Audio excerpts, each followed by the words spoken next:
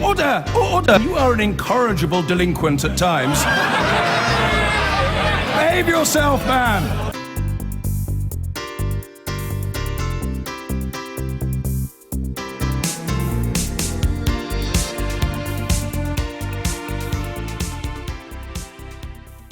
Now, according to one popular theory, voters around the world have this year rejected the so-called liberal elite. It's a distrust of this group of affluent and powerful people that is said to be the driving force behind some of 2016's biggest electoral upsets, with the possible exception of Ore winning strictly on Saturday.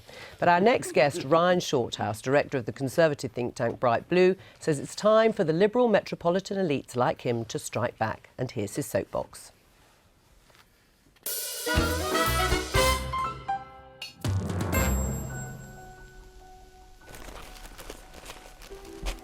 Here's the life lesson that I and countless others learned when we were growing up.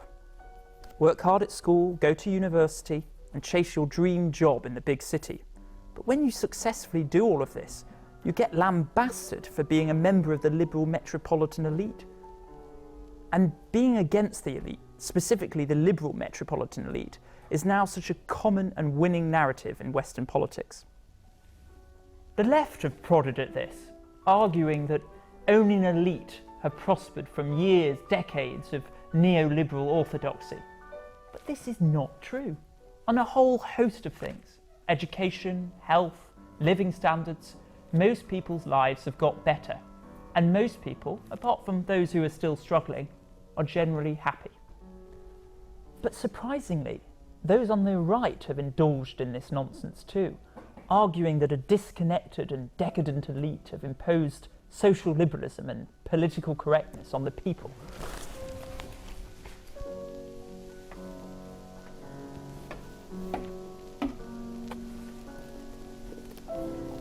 But this idea of an elite versus the people is a Marxist myth. It's simply not true that society has become an elite and a people, both with united views and interests. Every day in the newspapers, for example, politicians are arguing against one another. And denouncing the existence of an elite is indulging in class war and is anti-meritocratic. If a member of an elite has acquired their position undeservedly, we should criticise it. If someone in the elite behaves irresponsibly or antisocially, we should speak out against it. But just being a member of the elite is not something to condemn, but to celebrate. These are people who excel in a particular field. The right should want more people to join the elite, not to knock them down. You know, we shouldn't sneer at or stereotype anybody, and that includes people who live in cities and have done well in life. And Ryan Shorthouse joins us now. What's wrong with a popular revolt, a revolt against the status quo? People will be taking back control of their lives. Well, I know this might not make me that popular. Oh, don't worry about that. Anti-establishment, anti-elite story has been so dominant and winning this year in Western politics. But I think we need to expose it for what it is. I think, A, it's quite ugly. We shouldn't blame complex social problems on any particular social group. Immigrants, the white working class, and the liberal metropolitan elite. It's the stuff of angry, ugly tribalism. And I think the second thing to say is it's just untrue that there's a kind of elite behind the scenes pulling all these strings, imposing a dystopia on everybody.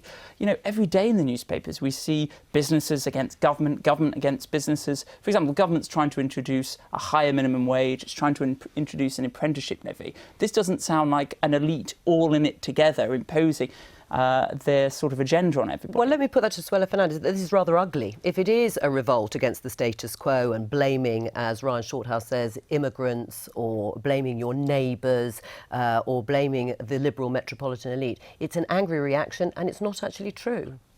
I think representing a constituency which is outside the metropolitan elite area, outside London, in speaking to my constituents on a daily basis, their concerns are about the the impacts of uncontrolled immigration on wages, on jobs, on services. And I think that for them, they need a voice for that. And I feel that sometimes members of this elite, this metropolitan group, do not take those concerns seriously enough. And there is a disconnect between some of the voices that we hear and actually people who are voting with their feet on the ground. Are you standing up for the Liberal metropolitan elite, David Lammy? The Liberal metropolitan elite, if it exists, is a long way from Tottenham, where average incomes are about £20,000, where you certainly can't buy a house in a regular job. In fact, you probably can't even do that if you're a junior consultant in London. So, in a sense, I'm with you. I don't like the tribalism, but I do think that the Westminster Village and successive governments, this runs across political parties, are detached from quite significant sections of the population. And that's not a north-south thing, because I recognise that representing Tottenham in North London, but there is a detachment where the concerns of many people have simply not been addressed. Is it the fault, though, of what we call the Liberal metropolitan elite? Ryan Shorthouse says in his film, just because people have been successful, they may live in a city, they may have acquired wealth and a certain status, is it their fault that your constituents and Suella's constituents are feeling this disconnect? Well, we've got to examine the Liberal in that. There are Liberal gains that we've got in the 20th century in terms of rights that I would welcome, but we also have had a Liberal laissez-faire economy in which many people have got rich, but the majority have not. Wages have stagnated. You can't get on in life. You can't access the good life. I hold your party responsible for a lot of that, but that's the consensus that shut people out. Right. I mean, do you accept that actually it's liberalism's fault that some of the problems that constituents are suffering from today or complaining about is the result of liberalism, that it's been foisted on them to some extent, being told what to believe and what to think, particularly with the issue of immigration, that it is always a good thing, and not everyone agrees with that? Well, actually, the elite, which is the government, technically has been in power since 2010, has wanted to control immigration. So it's untrue that we've had uncontrolled migration. The government have sought ways to reduce it. But they failed. They have failed to meet the target. I think that target is indiscriminate and not the best way to control migration. But, you look at polling, most Londoners, for example, most people in the higher social groups want some form of control over migration. So it's not true that Londoners think very differently from the rest of the country. That's a myth.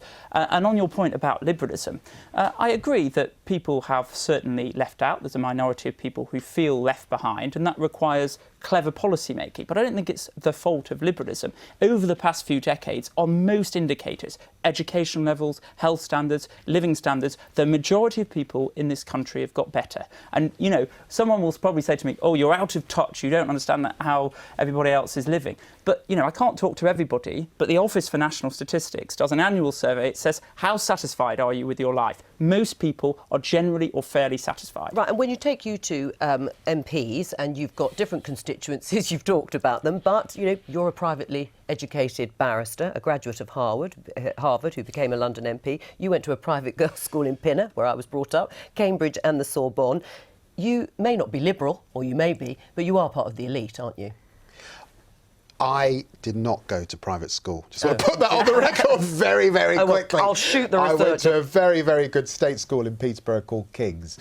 But yes, of course I accept. Look, I've been to Harvard Law School. Yeah. Of course I'm part of an elite group. My income puts me in part of an elite group. But believe me, from the working class background I've got many family members who have not benefited in the way that I have. And what about you, Suella? This is about aspiration. I've come from a working class background as well in Wembley, and where my father was unemployed for many years, and we've had to struggle as a family.